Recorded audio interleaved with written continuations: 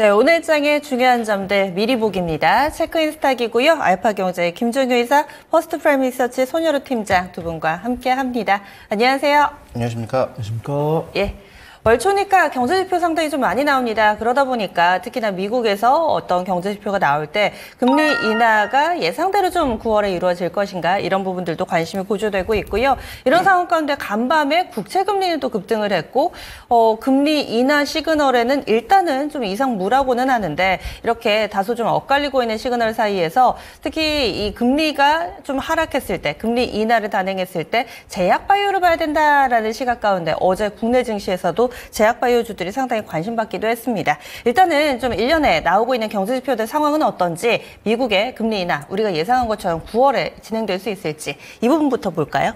네, 우선 뭐 종목마다 대응이 다르겠지만 내가 오늘 사서 오늘 파는 게 중요하다. 오늘 사서 오늘 파는 종목을 매매를 하는 분들께는 민감하게 보셔야 됩니다. 근데 전 제약바이오가 기술적 위치나 우리나라 제약바이오도 갖고 있는 뭐 성장성이나 외국인과 기관의 수급, 기술적 위치를 봤을 때는 요거 좀 단기적인 이슈만 될 거다라고 판단해요. 물론 이 기준금리 인하의 척도를 미국의 10년물 국채 금리를 많이 봅니다. 그 다음에 10년물 국채 금리가 상승을 했는데 요것도 사실 기준금리 인하 가능성 완전히 해친다기보다는 트럼프 대선 후보의 지지율이 올라가다 보니까 이제 어떤 채권을 좀 조달할 가능성이 높아지니까 올라간 거다라고 판단되고 있고요. 지금 만약에 이 자리에서 트럼프 전 대통령의 재선이 확실하다라고 하면 제약바이오에 대한 폐기를 투자에 대한 그거를 좀 논의를 좀 다시 해봐야겠지만 아직 불확실하기 때문에 충분히 좀 공략할 수 있다고 판단되고 있고요. 확실하게 어떤 기준금리 인하에 대한 가능성이 뉴욕 시장이 7월 하반기 첫 거래일 상승했다는 거 하나. 그 다음에 이런 뉴스가 발생하면서도 앞에서 앵커님께서 말씀해 주셨지만 엔비디아가 마이너스 2%, 마이너스 3%까지 하락을 시작하는 모습 보여줬지만 결국 상승 마감을 했단 말이죠. 그만큼 성장주에 대한 투심이 좀 살아있다라고 판단되고 있고요. 반도체에 대한 이야기 너무 많이 했고 제약바이오에 대한 이야기도 종종 했지만 이 제약바이오 전반에 대한 이야기는 처음을 드리는 것 같습니다. 제가 만약에 오늘 시시콜콜하게 3,000당 제약이랑 알테오젠을 사셔라 라고 말씀을 드리면 지금 당장 커팅을 하겠지만 3,000당 제약이랑 알테오젠이 아니고서 CMO나 이제 어떤 기술 이전에 따른 다양한 파이프라인을 갖고 있는 종목에 대한 투자가 가능하다고 판단이 되기 때문에 좀 소개를 드리는 겁니다. 그래서 바이든 대통령이 약간 좀 후보 교체론 이야기도 있지만 제가 이제 약간 제 또래랑 이야기를 해보고 저보다 한 15년, 20년 선배님들하고 이야기를 해보면 아무리 바이든 대통령이 약간 좀 이 토론 때 약간 멍을 따셨어도 후보는 교체가 안 될 거다. 이런 이야기를 좀 하셨고 시간도 얼마 안 남아가지고요. 안 남은 상황에서 네. 또 그렇다라고 앵커님 약간 동조를 그쪽으로 하시네요. 알겠습니다. 그 다음에 네. 총선에서도 우리나라 총선 앞두고서도 정부 정책에 대한 발언이 많이 나왔기 때문에 이 민심을 다루기 위해서더라도 대선 전과 대선 후에 기준금리를 인하할 가능성이 있다라고 보신 분들 계시더라고요. 근데 제 생각은 만약에 대선 전에 기준금리 인하를 하면은 그만할 것 같습니다. 근데 정말 극단적인 예를 들었을 때는 대선 전에 한 번, 대선 후에 한 번, 총 2번 할 거다라는 뷰가 있고요. 가장 보수적인 뷰는 뭐 대선 끝나고 한 번 할 것 같다 이런 뷰도 있습니다. 근데 이런 생각 속에서 이제 제약바이오 관련 사실 우리나라 제약바이오가 강하게 상승하기 위해서는 바이오 보안법에서 중국을 세게 때리는 이 이야기가 나와야 되는 그때 바이넥스나 이 ST팜이 밀렸을 때 이후로 얘기가 없더라고요. 이 바이오 보안법에 중국을 때린다 이야기. 근데 요런 대선이 다가오면서 그래도 이들이 표를 얻으려면 이 바이오 보안법에 이 유시바이오를 세게 때릴 수 있는 뉴스가 포함될 거다. 이런 투자 인사이트 하나 있는 것 같습니다. 그런 가운데 뭐 CM나 이런 것들 뉴스는 없었는데 개별 뉴스를 갖고 있는 종목들이 강세를 보여주고 있습니다. 그래서 저는 대장주는 매매 관점. 이 매매 관점 대장주는 저는 뭐 3,000당 제약이랑 뭐 알테오젠이랑 HLB를 말씀드린 거고요. 후속주는 수익 관점 접근할 수 있다고 판단됩니다. 그래서 저는 셀트리온과 한약품과 ABL 바이오. 사실 셀트리온이랑 삼성 바이오스는 너무 비교하기가 어렵더라고요. 그래서 이 셀트리온 같은 경우는 기관의 순매수가 많이 들어왔고 삼성 바이오스는 외국인의 순매수가 들어왔습니다. 근데 시가총액 기준으로 주가 수익 비율, 물론 제약바이오 투자하는데 이 주가 수익 비율만큼 다 필요 없는 것이 없지만 근소하게 밸류에이션 해보라고 한다면 근소하게 셀트리온이 퍼가 조금 더 낮은 모습 보여주고 있고요. 기관 순매수 들어오고 있기 때문에 저는 셀트리온을 픽을 하겠다 이렇게 보고 있고 일라일리랑 노보노디스크 뉴스도 너무 많이 나오고 있죠. 오늘도 일라일리스크가 최고가를 기록을 했다고 합니다. 그래서 비만 당뇨 치료제 관련했을 때는 뭐 페트로니아 인벤티지 같지만 그 종목은 이제 매매 관점이죠. 그러면 사실은 그보다 전방 기업이 한미 약품이랑 유한양행인데 반대가 됐지만 좀 낙수 효과 얻을 수 있다. 한미약품도 수급되면 보니까 조용히 외국인과 기관의 수급이 되고 있고 어제도 한 5%가량의 반등이 나왔더라고요. 그래서 차세대 면역조절 항암 혁신 신약이 FDA 임상 1상을 승인을 받았는데 요 면역조절 항암 신약이 뉴스를 잘 보시면은 6월 3일에 임상을 위한 IND 이제 임상 실험 신청을 한 거죠. 근데 이게 참 제약바이오 투심이 중요한 게 호재는 나왔는데 이 호재를 봤을 때 야 이걸 내가 투자를 해야겠다라고 생각한 시점이 다를 수 있다는 겁니다. 그래서 이 뉴스 나오면서 제약바이오 투심이 개선되고 있으니까 한미약품 보시면 좋을 것 같고요. 이 임상을 딱 1상, 2상까지만 진행을 해서 기술 이전을 해서 마일스톤을 받는 기업이 참 많습니다. 뭐 한올바이오 파마도 있고 네. 뭐 올릭스도 있고 이런 네. 종목들이 있는데 저 상대적으로 ABL 바이오가 제일 안전한 종목이 아닐까 알겠습니다. 그렇게 좀 소개를 드리도록 하겠습니다. 예, 물론 금리 인하를 한다 만다 그 시기에 대해서 우리가 정확하게 알 수는 없지만은 그래도 기조적으로는 여기에 이견이 없는 상황이고 따라서 최근 들어서 시그널이 나오고 있는 제약바이오 여전히 긍정적인 시각으로 보자 의견 제시해 주셨어요.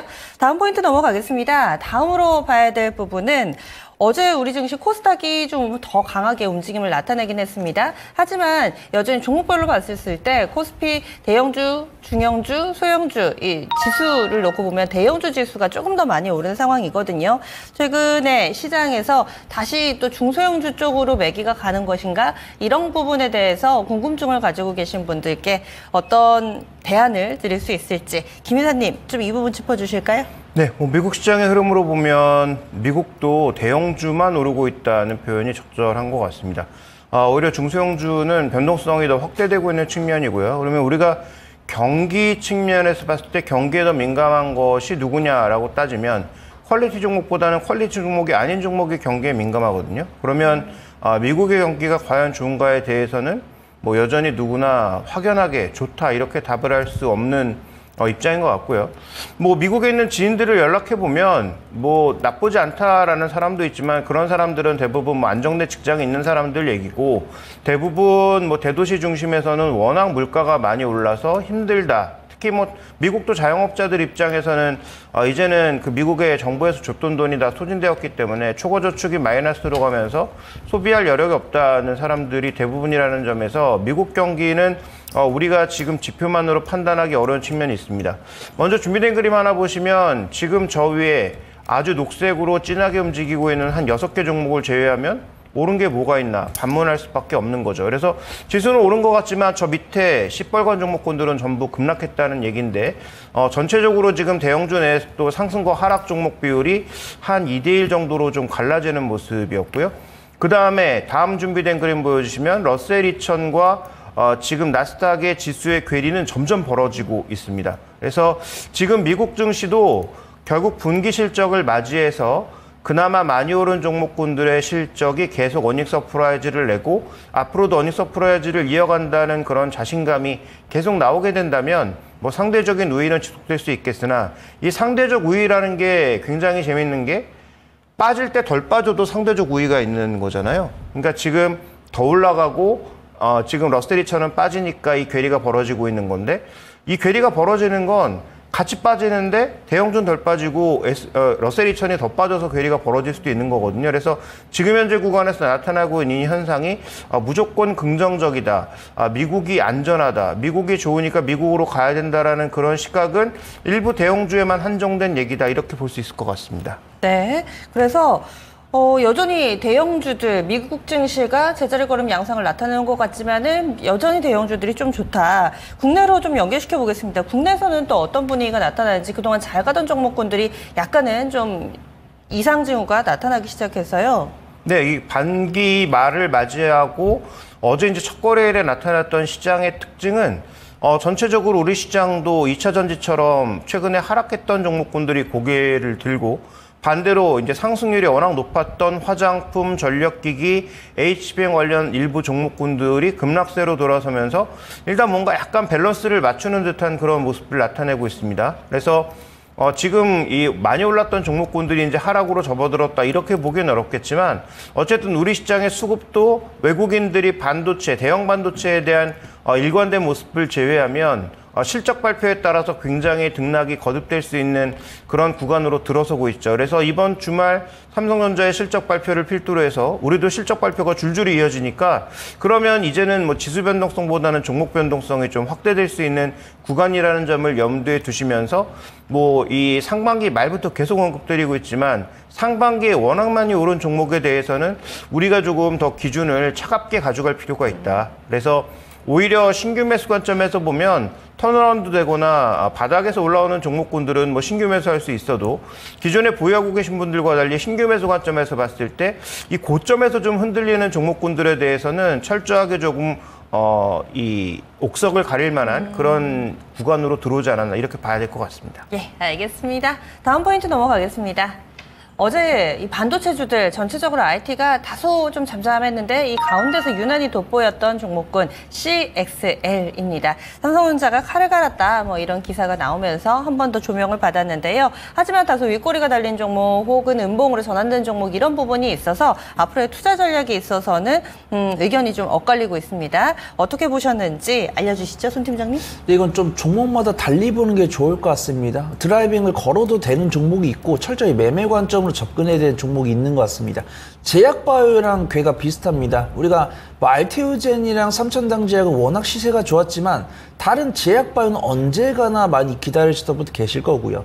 반도체 같은 경우도 지금 보면은 HBM 늦었지만 CXL은 삼성전자 칼을 갈았다라는 뉴스가 있는데 이 뉴스가 언제 나왔냐면 5일 전에 나왔습니다. 5일 전에 나왔는데 정작 오른 것은 어제였죠. 그만큼 이 성장주에 대한 투자하기 위한 투자자분들의 투심을 개선시킬 수 있는 뉴스가 필요하다는 것이고 그중 하나가 어떤 기준금리 인하고 기준금리 인하가 이제 소외되었던 제약바이오 온기가 들어오다 보니까 다른 소외됐던 섹터는 없을까? 그럼 이제 반도체 중에서도 SK하이닉스랑 뭐 한미반도체나 이수페타시스처럼 이제 HBM3 관련 종목들이 있고 한간에 낸드플래시 관련 종목들이 갔었죠. 레가시 관련 종목들. 그 다음에 오랜만에 삼성전자가 HBM은 늦었지만 CXL은 우리가 선두가 되겠다. 이런 뉴스가 나오면서 이제 CXL 관련 종목들로 관련이 강세를 보인 겁니다. 그래서 뭐 CXL이든 뭐 HBM이든 뭐 온디바이스 AI든 종목들 리스트를 보면은 비슷비슷합니다. 그래서 저는 대표적으로 CXL을 뽑아왔고요. 그래서 이제 삼성전자 같은 경우는 CXL을 개발을 위해서 레드햇이라는 정보 기업이 있더라고요. 이 정보 기업한테 인증을 받은 인프라를 구축을 해가지고 신규 제품을 제작해서 이제 레드햇한테 빠르게 통과를 받아서 이 신제품을 빠르게 납품하겠다 이런 효과를 보여줬고 어제 성장주에 대한 투심이 강세를 보이면서 CXL 관련 종목들로 강세를 보인 것으로 판단됩니다. 그 다음에 이 삼성전자의 입김이 조금 세진 게 뭐냐면 저도 이 우리만의 이 전문가분들 사이에서 나오는 인사이트가 뉴스로까지 나올 줄 몰랐어요. 그래서 우리가 HBM3 하면은 당연히 SK하이닉스가 있고 마이크론이 있고 삼성전자가 있고 이 메모리 반도체를 차지하는 점유율도 다 아실 겁니다. 그래서 거의 삼성전자가 50%, 거의 SK하이닉스가 27, 8%, 그다음에 이제 나머지를 이제 뭐 마이크론 10% 이런 식으로 하고 있는데 저는 이렇게 삼성전자가 좀 지지부진하면은 점유율 변화가 좀 있을 줄 알았어요. 근데 SK하이닉스도 캐파 증설을 못하다 보니까 20% 이상 이제 캐파가 늘어나지 못하는 부분이고 마이크론은 정말 그 수율 때문에 고생을 하고 있죠. 그다음에 이번 실적 발표에서도 HBM을 달라고 한 지가 반년이 넘었는데도 엔비디아를 만족시키지 못할 만큼 물량을 못 주고 있다는 뉴스. 그러면 시선이 삼성전자로 가는 겁니다. 삼성전자가 이제 캐파가 있고 이제 생산 능력이 있는데 라인 구축만 하면 되는 상황. 근데 라인 구축을 해야 되는데 이제 퀄 테스트를 통과를 못 하고 있는데 그럼 엔비디아가 너네 삼성전자 이거 퀄 테스트 통과 못하면 SK하이닉스랑 마이크론한테 줄 거야 라고 할 줄 알았는데 뭐 기다려 주겠다고 합니다. 뭐 기다려 주겠다고 하고 있고 삼성전자가 빨리 퀄 테스트를 통과해서 우리의 물량을 만족시켜줬으면 좋겠다 이런 쪽으로 나오니까 이제 삼성전자로 매기가 들어온 것 같아요. 그래서 이제 관련주로 넘어가면은 저는 좀 안정적으로 접근할 수 있는 종목과 매매 관점을 접근할 수 있는 종목을 좀 권해드릴게요. 네. 네오셈이랑 엑시콘 같은 경우는 실적이 나오고 있는 종목이고 네오셈 같은 경우는 CXL 검사 장비 상용화가 이제 거의 직전에 다 왔다. 그 다음에 엑시콘은 이제 제2의 HBM이 CXL 영역을 확장하겠다는 뉴스가 나왔는데 거의 기술 개발이 임박한 종목들이죠. 이 종목들은 연간 실적도 흑자를 기록을 하고 있기 때문에 조금 드라이빙을 걸어봐도 좋을 것 같습니다. 그 다음에 저는 한 가지 조금 의심되는 건 왜 제주반도체가 뉴스가 없는지 모르겠습니다. 제주반도체가 뉴스가 없는데 기술적 위치 괜찮고 외국에 내수는 매수가 괜찮아요. 근데 저는 어떤 눈으로 확인하지 않는 이상은 매매 관점을 지켜보는 게 맞다라고 판단하고 있고요. 오키스전자 같은 경우도 기술력은 있다고 하지만 최근에 그 펀드 관련 뉴스가 있었죠. 반대 매매 뉴스가. 네. 그래서 저 매매 관점을 권해드리고 상대적으로 안전한 종목은 코리아 서킷이랑 TLB다라고 판단됩니다. 저는 탑픽으로는 이 두 종목 꼽아드릴게요. 그래서 삼성전자의 CXL 인프라 구축 완료에 따라서 네. 차세대 반도체 CXL인 DDR5 하이 스피드 제품용 모듈을 개발 진행을 하고 있고 사실 이 모듈 테스트하면 가장 유명한 기업이 TLB죠. 그래서 TLB 관련했을 때는 하반기에 CXL 기판 양산에 따른 매출 본격화 전망이 예상된다. 이런 증거사 리포트가 나와 있으니까 두 가지 종목 유심히 지켜보시면 좋을 것 같습니다. 네, 마지막 포인트 넘어가겠습니다. 상반기 이런 효과가 없었다 싶었던 그런 종목은 바로 전력 설비, 전력 인프라 관련된 종목입니다. 어제 많이 밀렸습니다. 과연 확실히 좀 꺾이는 것인가? 아니면 지금이 기회가 될까 궁금하실 텐데 김 이사님 어떤 의견이신가요? 네, 일단 상반기 내 가장 히트 상품 두 개를 뽑으라면 화장품과 전력기기 뭐 두 가지라고 봐야 되겠죠. 물론 뭐 HBM 이런 것들도 많이 올랐습니다만 HBM이야 뭐 작년부터 꾸준하게 움직였다는 걸 생각해 봤을 때 올해 최대 히트 상품은 뭐 그 두 가지라고 해도 과언이 아닐 것 같은데 뭐 화장품도 그렇지만 전력 설비도 계속 그 월말부터 6월 달부터 말씀드리고 있는 건 이제부터는 좀 이익 관리가 필요하다라는 말씀을 드리고 있습니다. 이제 빅3를 중심으로 해서 증설에 들어가고 있는 모습이죠. 그러니까 지금 생산 설비에서 풀캐파를 120%를 돌려도 물량을 감당할 수가 없어서 지금 더 늘리고 있는 상황이라는 점은 얼마나 호황인지를 방증하는 것이고 구조적 성장은 멈추지 않을 거라고 보고 있습니다. 다만 중요한 것은 지금 우리가 비교해야 될 건 주가의 상승 속도와 이 이익의 성장 속도가 과연 비슷하게 흘러가고 있는지를 따져볼 필요가 있는데 그걸 확인하는 구간이 7월부터 발표되는 2분기 실적인 거죠. 그러니까 실적은 당연히 늘어나겠지만 주가는 뭐 3배에서 5배 올라왔는데 과연 그 정도의 속도로 증가하고 그 증가 속도가 하반기에도 꾸준하게 이어질 것인가에 대한 판단이 필요한 구간이고요. 그러면 뭐 기간 조정이든 가격 조정이든 필요한 구간으로 들어왔다라는 것은 저는 분명한 사실이다라고 보고 있고요. 또 하나 중요한 것은 결국 설비 투자를 하게 되면 그 설비 투자로 인해서 이익은 줄어들기 마련입니다. 그래서 그 설비 투자가 장기적으로 벌어들일 돈을 보고 더 밸류에이션을 높일 수도 있지만 설비 투자로 인한 이익 감소도 분명히 주가에는 일정 부분 작용해야 된다라고 보고 있기 때문에 현재 이들 종목은 뭐 박스권으로 전환을 하든 일정 부분의 가격 조정을 받던 기간 조정을 받던 조정이 필요하다라는 구간에서 신규 매수는 철저히 한 발 뒤로 좀 물러선 상태로 가시는 게 좋을 것 같고요. 장기적인 관점은 여전히 밝다라고 보고 있고요. 대형 종목은 그동안 뭐 중소형주들까지도 좀 범위를 넓혀서 가져왔다면 올 하반기부터는 철저하게 빅3 위주의 전략으로 가는 것이 좋겠다. 빅3 중에서도 어떤 종목이 제일 좋냐라고 물어보시면 당연히 HD현대일렉트릭이 넘버원일 수밖에 없고요.